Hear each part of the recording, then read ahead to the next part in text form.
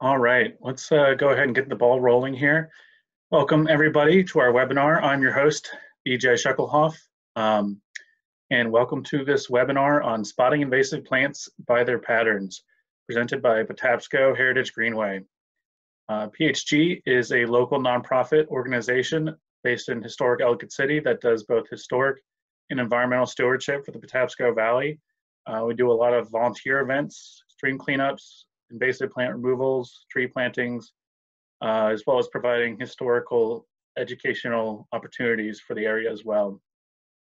If you're interested in supporting us, finding out more about our organization, feel free to reach out to me or check out our website at patapsco.org. We're always working on adding content there and hoping to bring you guys more opportunities like this. All right. So apologies to people who are maybe already familiar with the concept of invasive plants, but I'm going to make sure everyone here has equal footing and is familiar with this. So to explain invasive plants, I'm going to first go back to kind of square zero and explain what a native plant is. So native plants are plants that have been a part of a balance of nature and developed and evolved, adapted over hundreds of thousands of years in a particular region or ecosystem. So you got the black-eyed Susan here, a great example in Maryland of a native plant, our state flower. These are plants and organisms, wildlife, everything from big to small that have adapted and grown alongside each other that end up playing a role together to help balance the nutrients in an ecosystem and the general flow of resources, whether intentional or not. Something like an oak tree and squirrels evolving alongside each other. Squirrels help disperse the trees, disperse the tree seeds while they feed off some of the acorns. They kind of work together to propagate each other and support each other. Non-native plants, on the other hand, are plants that have been introduced to an area outside of its natural range, whether intentionally or accidentally. And what we're talking about here today, invasive plants, are a specific sect of non-native plants. So invasive plants are non-native plants that have been introduced to an area, but once introduced are able to grow very quickly and spread to the point of disrupting plant communities and ecosystems. So invasive plants and non-native plants to that point can arrive from man-made transport, sometimes intentionally. Plenty of invasive plants are actually, beautiful to the human eye. They're very aesthetically pleasing. They have bright blooms, great foliage, etc., and are easy to grow and maintain. For these reasons, they're often used in planting, landscaping, gardening. To the uninformed eye, they're an easy option and they look great in your backyard. Unfortunately, they can then spread outside of your area and become a greater problem down the road. They can also be moved unintentionally. Sometimes they catch a ride on a train, car, or boat. Seeds can contaminate things. They can stick to various modes of transportation. They can, stick to your pants or boots while you're hiking. They can be found in firewood. A lot of times people move these plants around without even knowing it. Another factor here is climate change. Say you have a plant that's more native to the warmer climate of North Carolina. Well, as the climate begins to warm and these warmer temperatures start to reach an area in the farther north, say Pennsylvania, these plants will be able to take advantage of this new area that fits their range better, and they'll start to invade and take over areas that the native plants of areas such as Pennsylvania would have occupied. According to a recent study done with the University of Maryland, 94% of forest plots studied in the Chesapeake and Delaware Bay watersheds contain invasive plants of some kind. We're going to go over how there are many different species of invasive plants that can be found in these areas, but this staggering number of areas that have been affected by one or other invasive plants is very alarming and something that we need to address. You can go ahead and click the link there in the future if you're interested in this study and want to learn more. So you might ask, what are the problems with invasive plants? You know, what's the difference between one plant and a plant that's been here for eons? One of the biggest problems is unchecked growth. So native counterparts, they've evolved and grown into these areas, and they have natural checks and balances on their growth. They are limited in resources, they have predators, whereas invasive plants often do not. You know, the local herbivores, the deer, squirrels, etc., do not prey on them, do not eat them, and they are often plants that can take advantage of nutrients or, you know, difficult soil and growing conditions that native plants cannot. This allows them to grow explosively and really expand dramatically before they begin to impact the ecosystem by displacing their native counterparts. And again, they are often incompatible with the local ecosystem. Once an area, you know, begins to be taken over by an invasive plant, and there are no native plants remaining, that area offers no food to local native wildlife. It changes the habitat available and can even change the soil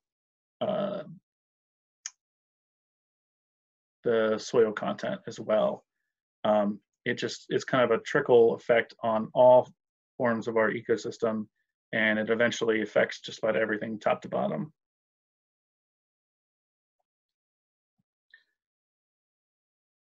So here's a good example of some invasive overgrowth. As I mentioned, invasive plants also often really explode in growth once they're introduced. I believe this picture is of kudzu, which is an invasive vine. We might not go over that one today specifically, but it's a great example. You can see here, to an uninformed eye, this might just look like, you know, some kind of jungle-ish terrain, some vibrant green plants. But really, when you look closer, this is a vine that has grown over every single feature here. These almost green pillars that you see are actually trees that have been completely overwhelmed by the vine, and it will grow up and over fields, trees, bushes, etc., until it basically chokes them out and just continues moving on while the native plants are killed off. All right, so we've done several various forms of educational workshops and webinars when it comes to invasive plants, and quite frankly, it can be a little intimidating when, you know, you hear all these different species of invasive plants to look out for. You know, everyone has a different leaf, a different bark, or different setting that you're kind of trying to identify it in, and off the top of your head, when you're out hiking or in your backyard, it can be pretty tough to recall these individually. So we're going to try a slightly different method here today, and that is looking for patterns that invasive species follow within our local ecosystem. And this is true for most invasive species, not only here in Maryland, but around the country and further. So starting this off, we're going to look for coloring. Invasive plants often bloom, grow, and shed leaves at different times than natives throughout the year. Great example here on the right. If you look closely, you can see these trees are covered in English ivy, and that English ivy does not shed its leaves at the same schedule as its native counterparts, these trees.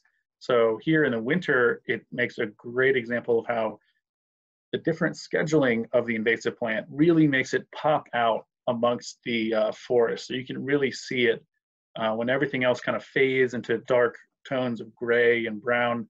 This invasive plant is just sticking out like a sore thumb, making it really easy to notice and then identify once you get closer. The next pattern we're looking for is density. Because invasive plants do not have the same competition restraints, predators, nutrient restrictions that native plants often find, They grow explosively and often very densely in very dense thickets. So when the first plant gets established, it will create this pocket that's just filled with its counterpart invasive plants. Whereas native plants are often spread out a little more evenly, taking advantage of whatever spots they can, but are more limited in doing so. So they kind of naturally spread a little more evenly and wider. Location is the third pattern we're looking for today. Most invasives we're going to go over start to take hold in the understory of our forests, kind of unused area that native plants are unable to take advantage of because of the upper canopy and established canopy of our natural forests. This is not a problem for most invasives, and this is often where they are found. They also enjoy any disturbed areas. These are areas where human impact has been a detriment to native plants.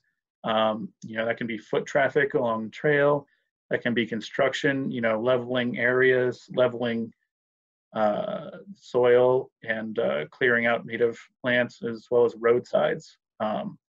These areas have had a detrimental impact on native plants, allowing invasive plants to come in and kind of outcompete them and get a foothold there. And from there, they will begin to expand. All right. So coloring, as I mentioned before, they often bloom, grow, and shed leaves at different times. You can see a picture here on the right. This is invasive barberry. And you can see that deep red purple hue in the leaves and branches there. These are colors that, are not completely new to Maryland. You'll certainly see these reds and purples and maroons in our tree leaves and the foliage in the fall, but it's not really something you're used to seeing in spring, summer. And when you're out hiking, this can be a great indicator, just because it kind of pops out amongst the native plants that are usually green at this point in the season. All right, density. This is a big one. So you can see two examples here in this picture on the right. You can see this kind of green carpet effect along the ground. I believe that is Japanese stilt grass, but you can see it just grows at this incredible density, covering the entire forest floor. Whereas naturally, this area would probably have a more barren ground and leaf cover, etc. Not a almost carpet feel from this plant. Another example here, you can see if you look closely, you can follow my mouse here, these patches, these kind of thickets that are popping up. This is, again, invasive barberry. And this species in particular grows in these very thick bushes and thickets. Whereas, some native thorny bush counterparts, might have a couple stems sprouting off, but nothing like what you see here. That's, like almost a completely filled thicket full of thorny branches. All right, and location. It's a great example here. You'll often see sites like this along roadsides. Slightly harder to identify, but this is a thicket of bamboo, actually. And you kind of can't see the reeds as much, but you can see the leaves. You can see right along the roadside here is a prime area that has a disturbance effect on the native plants that may have existed here originally. Some of those may have been displaced by construction when this road was built, or just by pollution and other impacts of the road. But the bamboo loves this location. You can see it's thriving. It has almost engulfed that telephone pole, and it is just spreading in all directions.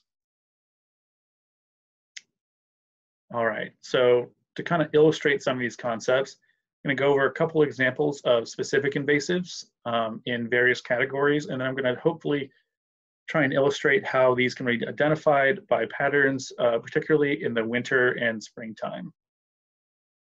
So we got a couple categories of invasives here: grasses, ground covers, invasive vines, shrubs, and a couple trees. We're going to go over how you can identify these specific examples, as well as some options to try and remove them yourself if you have the opportunity to do so. All right, to kick us off, we're going to go over some grasses and ground cover. This category tends to be some of the fastest spreading of invasives. Not always, some are a little slower and bigger, but oftentimes you see them in patches like this here on the right. I believe that is stilt grass again. Could be wrong, but it's a prime example of how they can grow in this kind of carpet pattern and just completely cover a forest floor that would not naturally have that kind of vegetation all along the ground. And once they've established like this, they dominate the understory of the forest.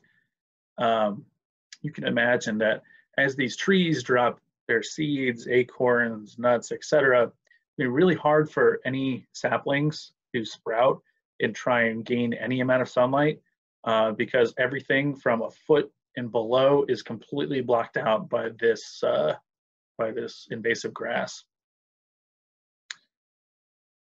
Another theme with the grasses and ground cover is that they tend to be, not always, but tend to be easy to remove individually. Each one of these individual grasses is not very hard to pull out of the ground. But you can imagine that trying to remove this entire patch, this carpet, is a tall task for anyone to uproot all of these plants. Makes it pretty hard to contain and remove. All right, our first example here, crowd favorite, the garlic mustard. It's a flowering biennial. Makes it a little tricky for identification sometimes. That means the first year plants are actually shorter and just only exhibit leaves. In the second year is when they start to grow bigger. They have this iconic white flower on top, and they start to be much easier to identify. Of course, you're going to want to remove them early, but it is a little trickier sometimes to identify them initially. They are very identifiable, though, with their garlic smell. If you crush one of the leaves and rub it between your fingers, you can really notice a strong garlic taste, especially if you wash them. They're actually edible, and they're great. You can throw it in a salad, you can cook with it, etc. We've actually had a lot of success historically with removing garlic mustard with some great events like garlic mustard cook-offs. We'll have volunteers go out into an area in Patapsco, gather as much of this plant as they can, pull it out, and then bring it back to a cook-off style event. Unfortunately, after these were very successful, we had to cancel the events, and now they seem to be starting to come back. But it's a pretty easily identifiable invasive in our area that you can even take home and eat when you're done. So here's a good picture on the left of a first-year garlic mustard plant. You can see how I mentioned it's much smaller. It sometimes follows that pattern of kind of a carpet growth and just covers a forest floor, but it doesn't look like the second-year plant here on the right, which grows much taller, sometimes a foot to even 3 or 4 feet, and has these very identifiable white flowers that just kind of dot the patches that they will grow in.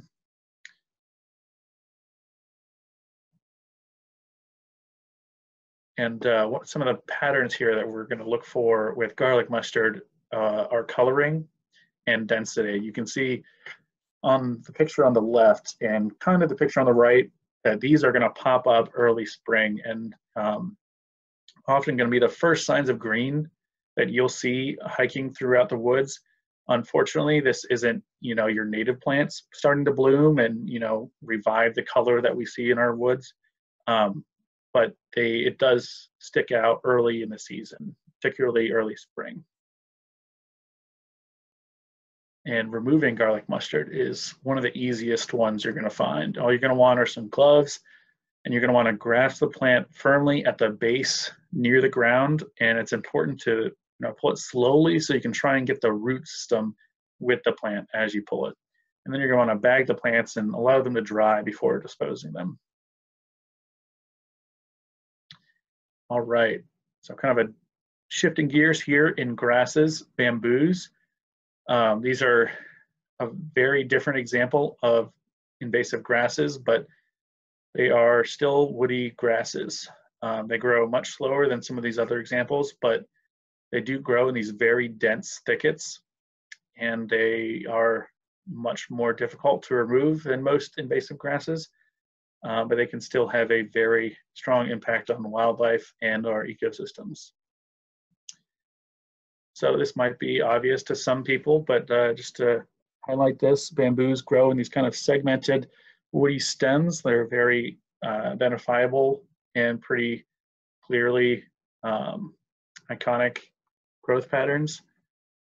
You see a good picture here on the right. Going back to this picture, sometimes the patch will, you'll see the leaves more often than the stems, but once you get into it, you can identify it easily with that growth pattern. So here are a couple early colonies. They again follow the density and coloring patterns that we're looking for. You can see here in both pictures, this is, the dead of winter. Everything else native around these patches is pretty much died off and is, brown, gray, etc. But these patches are a thriving green and, sometimes maybe green yellow, but really pop out amongst this backdrop. These are kind of early colonies. You can see there's not very many tall reeds yet, and it's mostly still leaves. But over time, these will continue to expand and grow throughout this area, unless they are addressed. Here's a great example. This is something, or maybe one of the easiest ways you're going to find bamboo pockets when you're hiking in the winter. You take a turn, and all of a sudden you start to see some green throughout the trees. It's an easy way to spot it. If you look closely, you can start to see some of the reeds in that patch, but this is a colony that is thriving and just expanding in all directions, and it's going to continue to encroach on the local area in the Patapsco if left unaddressed. All right, so removing bamboo, this is a tricky one. You're going to want gloves. You're going to want to be careful with the leaves on bamboo. Can sometimes be sharp and cut unprotected skin if you're not careful when addressing this plant.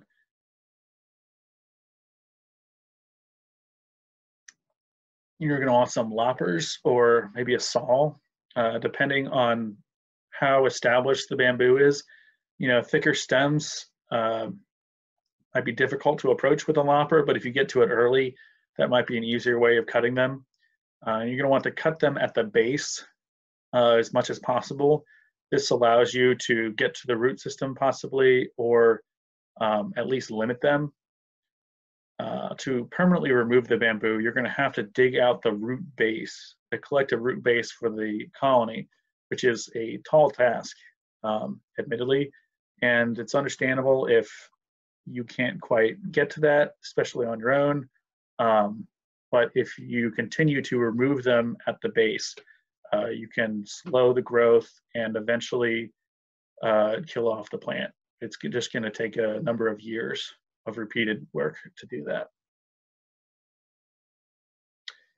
All right, another example here, lesser celandine.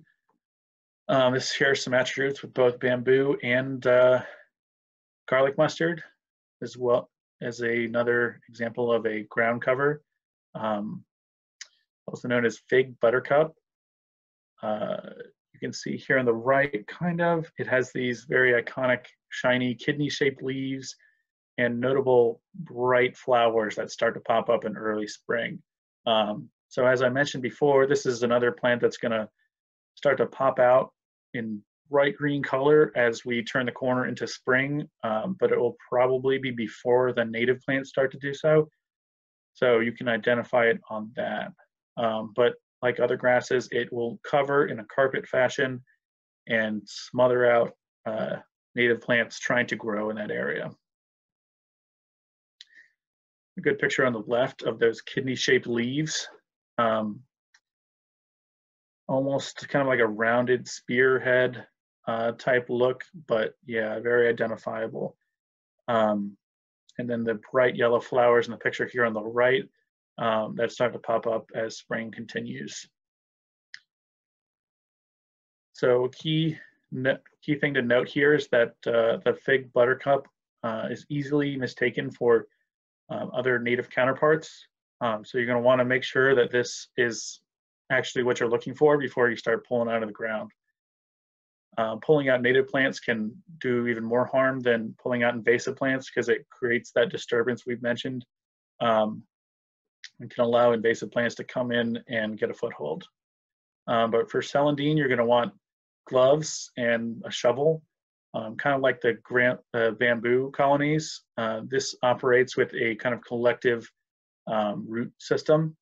And in order to permanently remove it, you're going to have to get at that, which is difficult.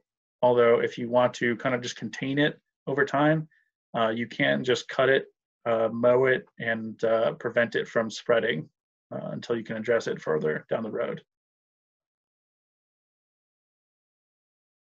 All right.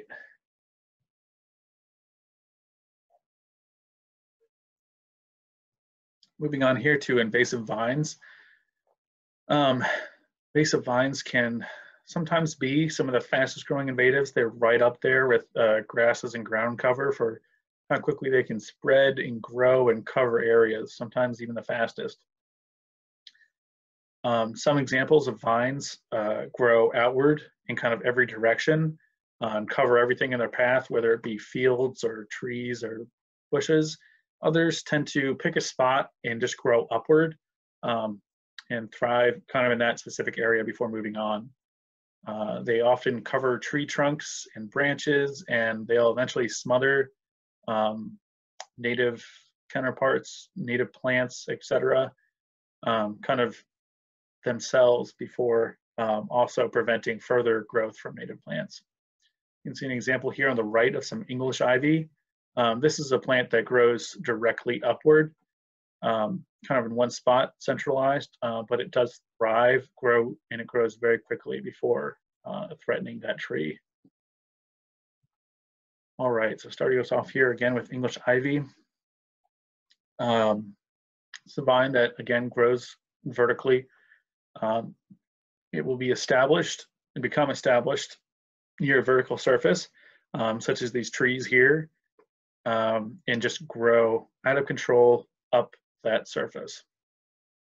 They're often prized for their appearance, you know, as in landscaping or maybe as a wall cover.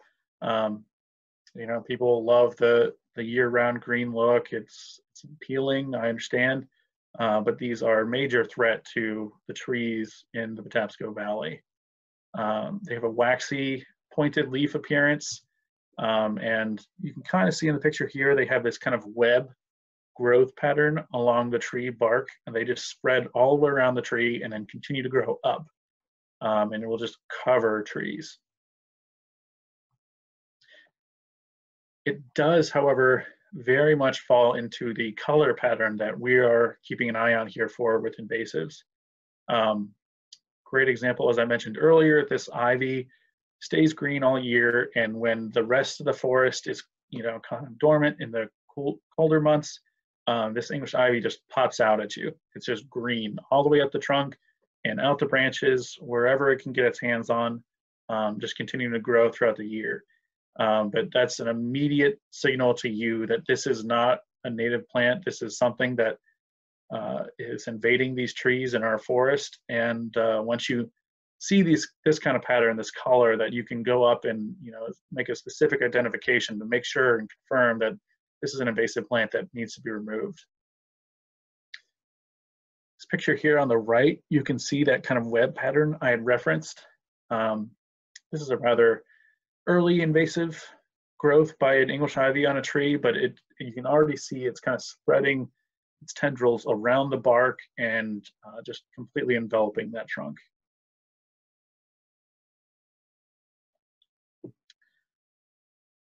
All right, a couple more examples here. You can just see that green, that deep green, just completely different from anything you see in this picture. Some of you might recognize the pool here in Catonsville, but these trees next to it, while well established, and you can see very tall, healthy trees, are very much endangered by the ivy growing up them, as it'll eventually reach the top and smother them. Here's some closer up examples of that growth pattern. You can see it spreading out on the tree, and you can see in this picture on the right, some of these vines near the base of the tree will actually get quite thick. They'll be up to sometimes 5 inches wide and capable of supporting these huge invasive plant growths up the tree, and rather difficult to remove at times too. But getting to removal, for English ivy, you're going to want gloves, and depending on the size of the ivy you're addressing, you're going to want clippers or maybe a handsaw. So it's pretty simple. As entrenched as they can become on these trunks, the removal is pretty much the same across the board. You're going to want to cut the vine about chest to waist height, whatever is comfortable for you to reach, and then cut it again, maybe a foot or so below your first cut, and just remove this section that you've cut out. This prevents the vine from growing back into itself, and it just effectively separates the root base that's driving the growth upward with all the leaves and growth up the tree that the vine has established. Definitely do not attempt to pull the vine off the tree once you've done this. The vine that's already up there, yes, it's constricting the tree, but once it's separated over the next year, it's just going to dry out and begin to fall off on its own. Trying to pull it off can cause more damage to the tree in that moment, as well as risk your safety with pulling dead branches or debris down with it. So you're just going to want to cut these sections out of the ivy, kind of like this. You can see here on the left, a nice clean cut, good section removed. You can go bigger section than that or about that. Just making sure that you're completely cutting off the root base from the top of the tree. A good example here on the right, using a handsaw, cut through there, just a comfortable angle.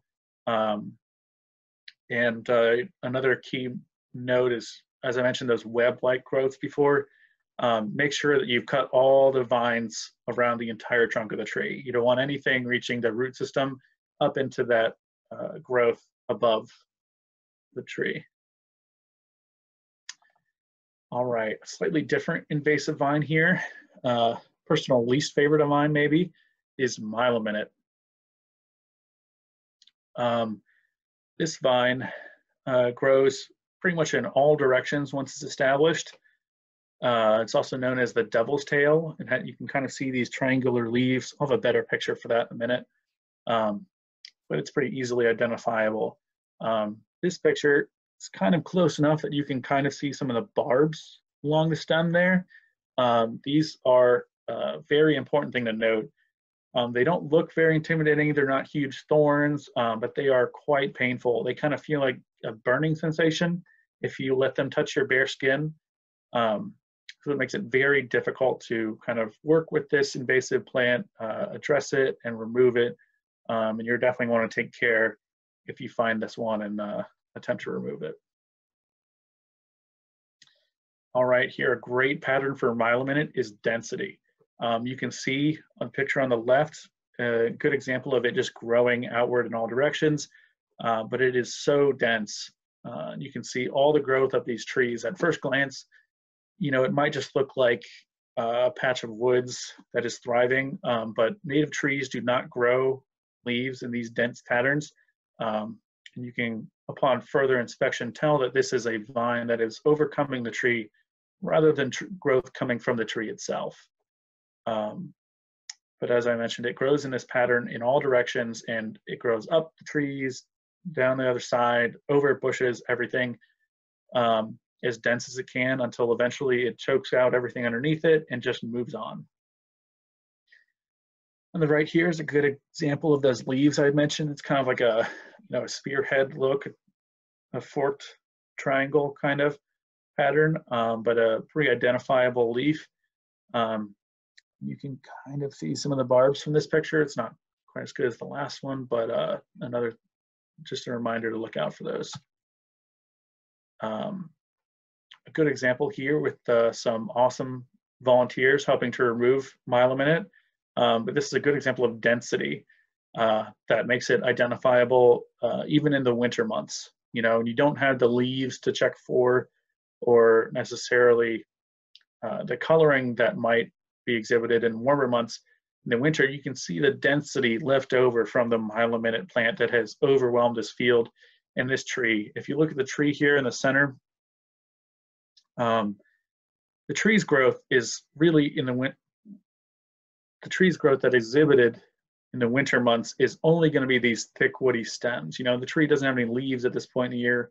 All this thick, fine foliage and stems here is going to be the myelominate. That's not the growth pattern for the tree. So you can kind of see from a distance, this huge clump that's up here in this tree is not native. It is invading that tree and it is weighing it down. So shout out to our volunteers who helped us kind of pull that off the tree and reduce the impact that this myelominate is having on this tree next season. That picture from further out, again, you just see that density just pop out at you. This field is just completely filled with the myelominate, whereas normally you'd see, a couple of bushes here and there. Now they've been kind of reduced to just bumps in this almost carpet or blanket of dead foliage as the myelominate just grows over everything in its path. Removing myelominate is definitely a tricky one. You're going to want to use thick gloves, thick long sleeves, pants, as thick as you can get, because you do not want this touching your bare skin or even getting through maybe some of the clothing you're wearing. You also might want some clippers, but ideally you're going to want to pull the vines out from the base, get that root system out as always, and you're going to want to do it early as possible in the season before they start to produce berries and continue to spread. Because every year these are allowed to produce berries, they just continue to reach new areas and take hold and just become exponentially harder to pull out. And then again, another common theme here, you want to bag the plants and allow them to dry before disposal. This just ensures that they don't produce seeds and take a foothold when you throw them away somewhere else. Jumping back to this picture real quick, if you're trying to remove myelominate in the winter, removing thickets like this might not be worth your time unless you're specifically pulling it from a plant. As our volunteers did here, they pulled it off this tree to keep it from weighing down that tree, blocking sunlight as that tree starts to grow again in the warmer season. But really, you don't need to remove all the dead plant, just anything that's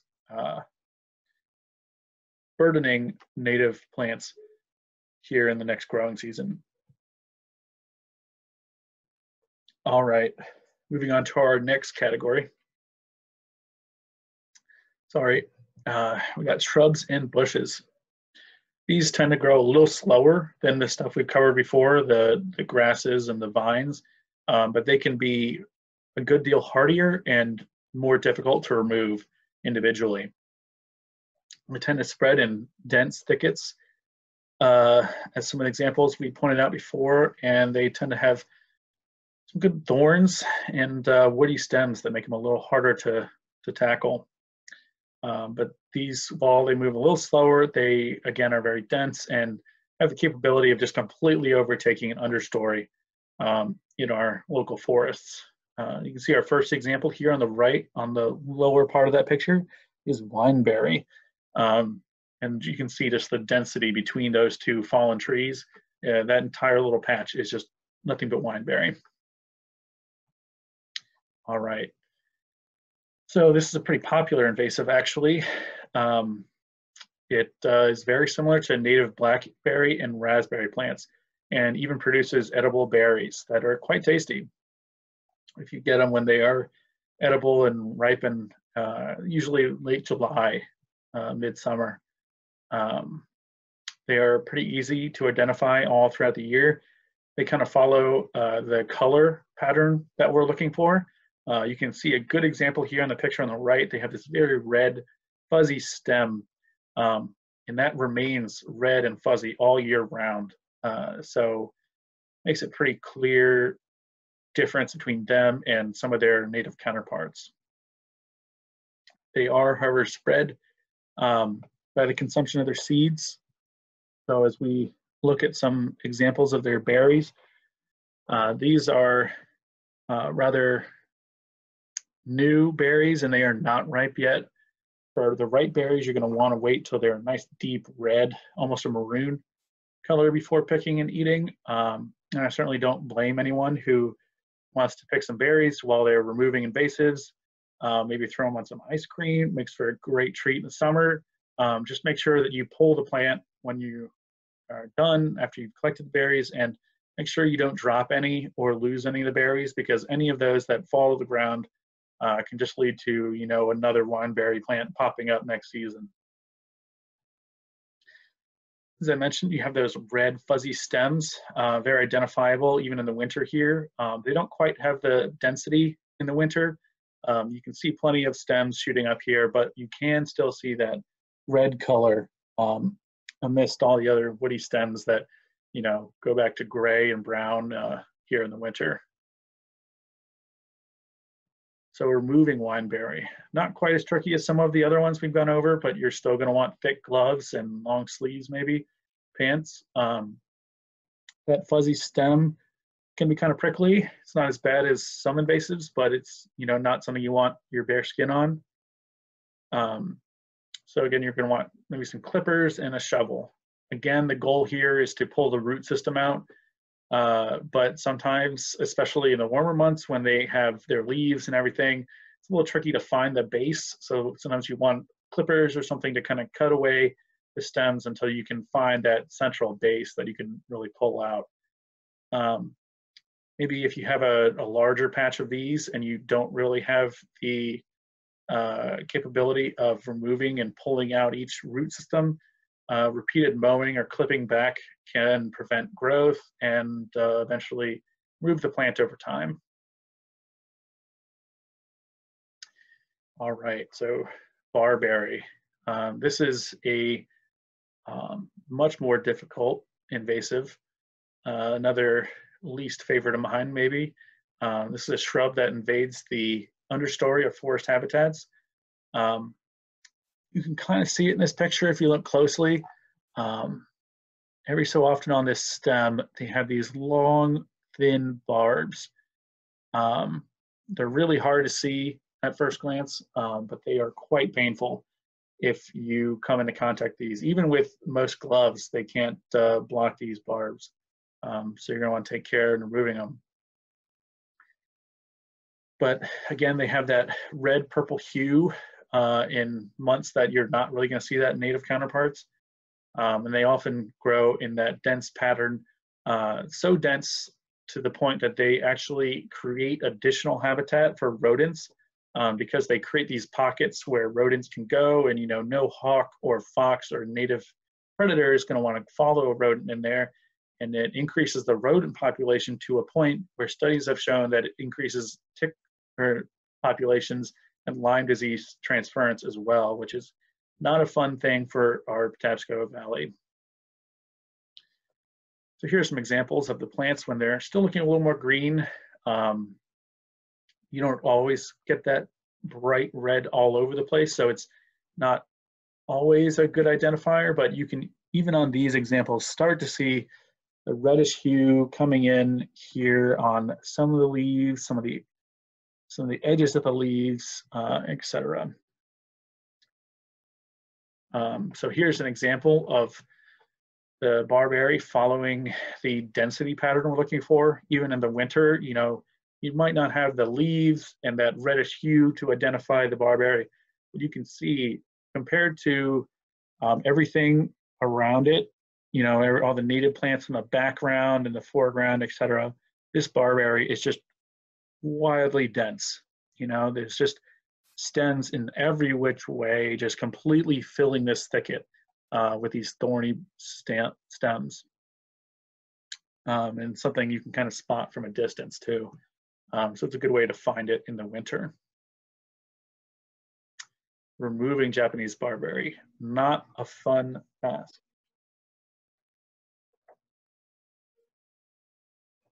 You can, of course, want thick gloves, pants, long sleeves. I can tell you from personal experience that even some hardy jeans and, thick sleeves don't always keep those barbs out.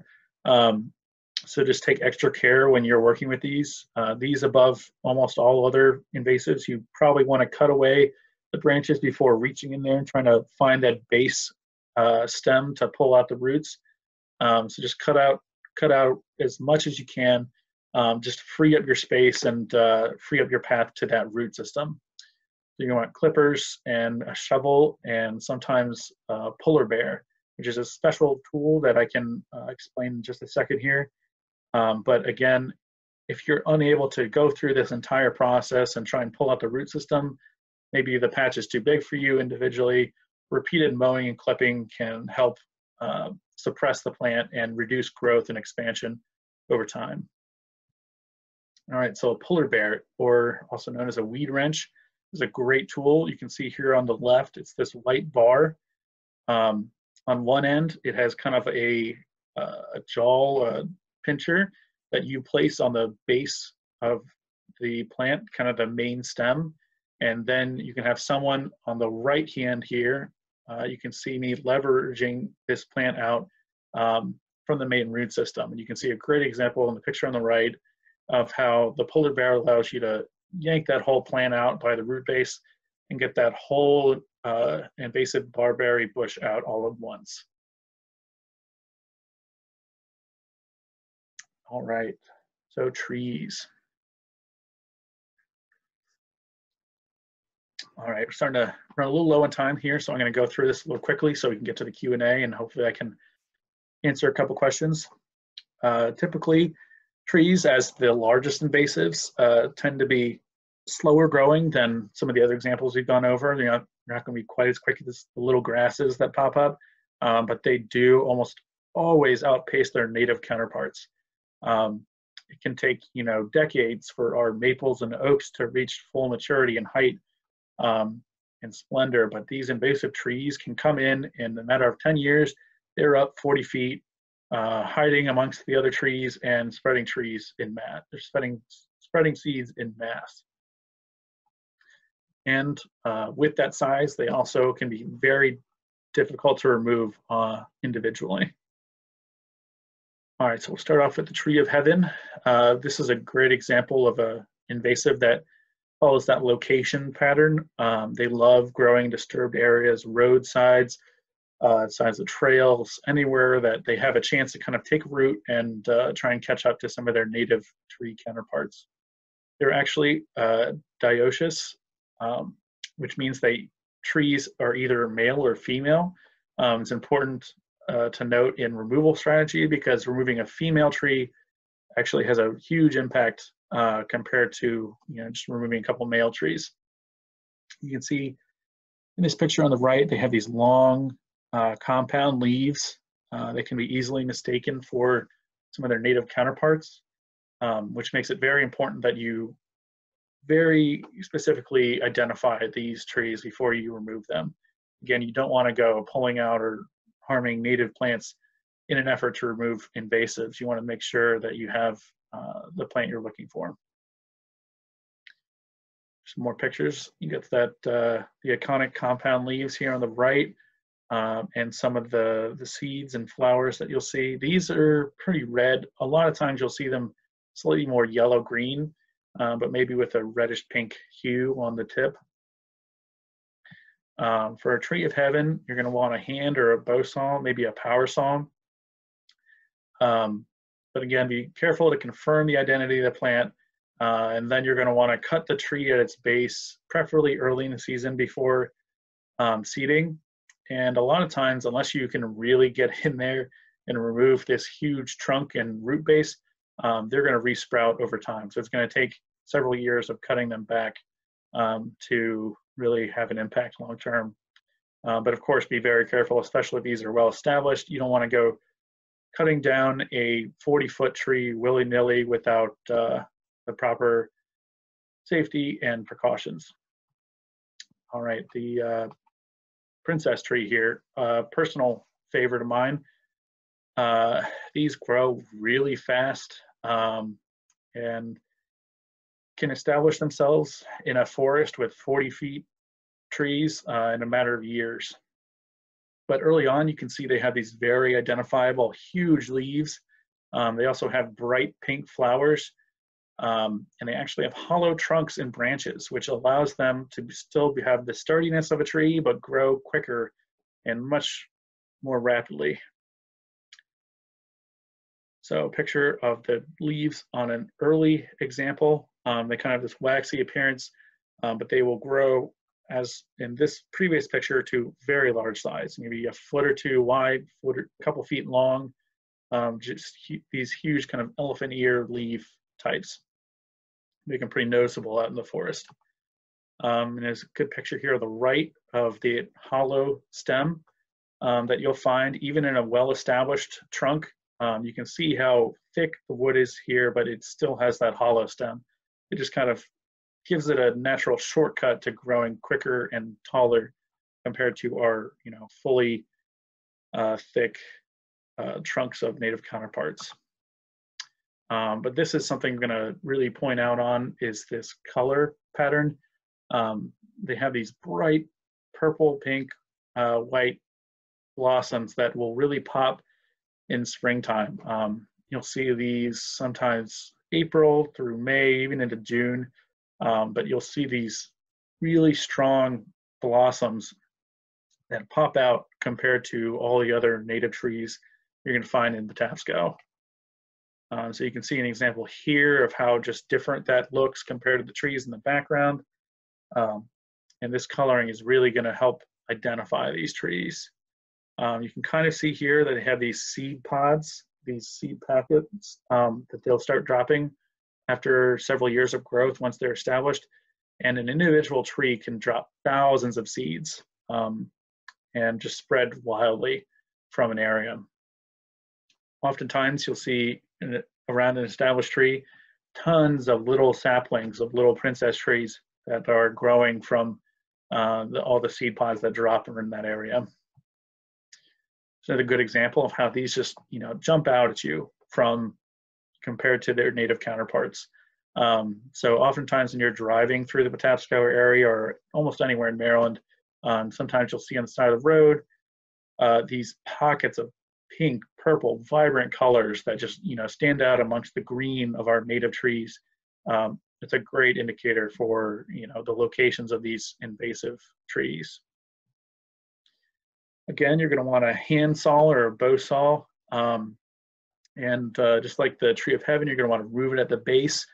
I have heard stories of chainsaws having trouble with the hollow light wood of a princess tree, so I'd be very careful if you're going to attempt that. The wood is pretty soft, so you might want to take it safe and use a handsaw.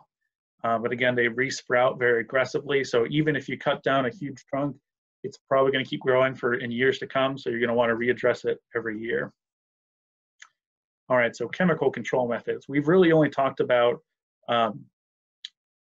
physical control methods, cutting, pulling, removing these plants. PHG does not recommend the use of chemical control methods unless you're a trained technician.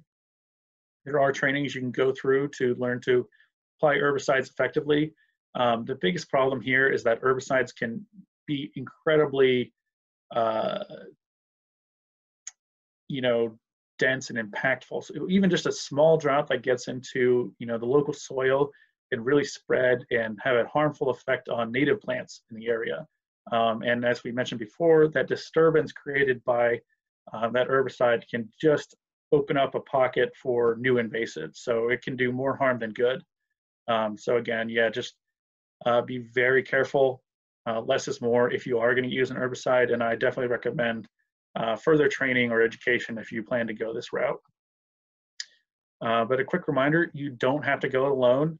If you have invasives along your favorite trail, if you have invasives in your yard or local green space, feel free to reach out to PHG. Our event sizes are, of course, limited by COVID, and making sure that we follow all COVID precautions and keep our volunteers safe, but we are happy to bring extra hands to the fight against invasives wherever you see it.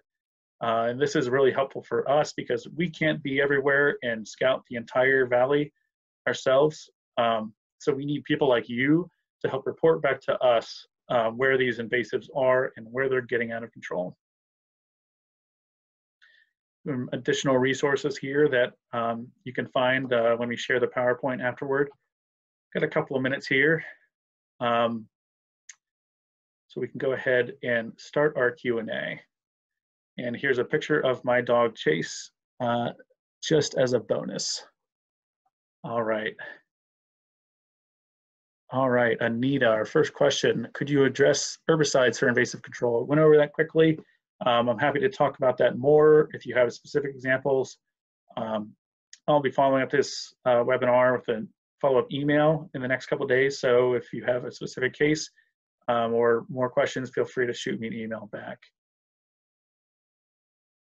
Another question, why don't you cut the English ivy closer to the ground than waist height? So this is really just about comfort. All you're trying to do is separate the leaves that have grown in the upper portion of the English ivy from the root base. It doesn't really matter as long as you're getting clear separation from those two parts. So rather than getting on your hands and knees and getting uncomfortable and maybe straining something, just cut it wherever it's comfortable. As long as you can separate them, it's great. It works just as effectively. Is it okay to remove invasives from PVSP from while recreating in the park? So this is a tricky one. You're going to want to ask for permission, and definitely feel free to reach out to us. PHG works with PVSP management all the time. We are in great terms with them, and we are happy to work with them to coordinate more people getting out to a spot, or getting approval from management before addressing these issues. So maybe don't address it yourself unless you want to reach out for permission, or reach out to us. We're happy to help out with that. Kevin, are there any scheduled socially distanced group outings for invasive plant removal? Not yet, but PHG is currently working on a potential spring event season following all COVID guidelines and social distancing requirements. We will have more info on that in the future, and on our website, social media, etc. We'll get the word out as soon as we know more, and we definitely hope to have plenty of invasive removal events this spring.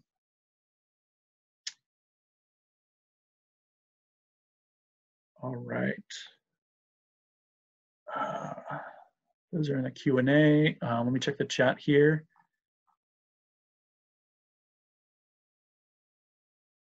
Yeah, sorry to hear that lesser celandine is a non-native invasive plant. It is sad. Like a lot of invasives, these are quite pretty and they're fun to look at, especially when they're the first things to turn green in the spring.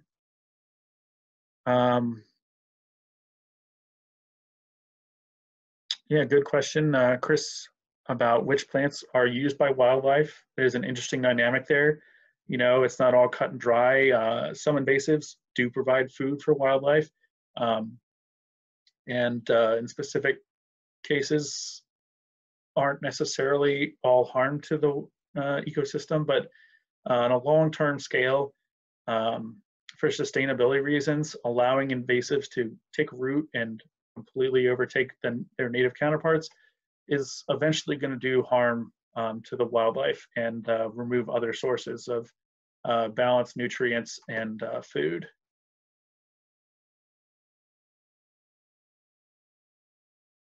Yep, there's a link there for the polar bear if anyone's interested. It's a great tool. rather specific in its use, but very effective for removing things like barberry.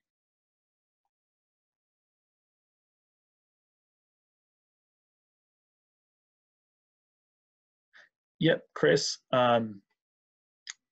The Vitis and Rus vines are an interesting case. They, have that ability to kind of overwhelm areas, but also provide food for, native wildlife.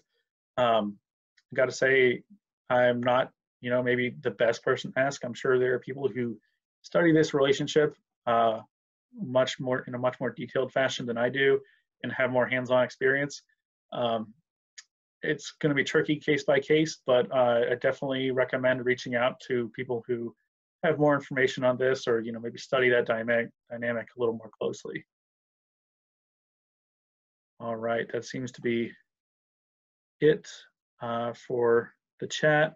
Going back to the Q&A, Martin, any idea on how to push back against wavy leaf basket grass? Yeah, that's another example of a ground cover grass that we didn't get to in this specific example, but is very difficult to fight and control. Really key point there is you're going to want to address it before fall. In the fall, they develop these sticky, almost glue-like substances on their seeds, and it's very easy to do more harm than good if you just brush past them, trying to remove them, because these seeds stick to everything and will just spread.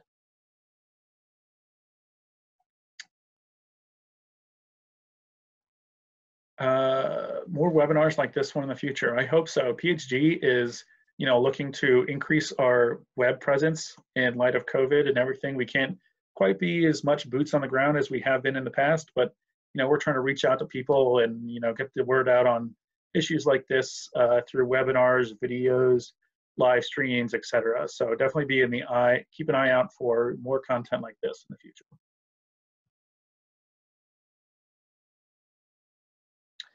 All right, I think that just about does it for our time. Thank you everyone for coming out. Really appreciate you, wanting to learn more about invasive plants and the problem that we face with our local ecosystems here.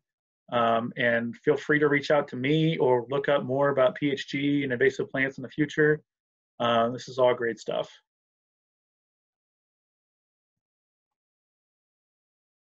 All right. Thank you very much. We'll reach out soon and provide additional resources and opportunities to contact us. So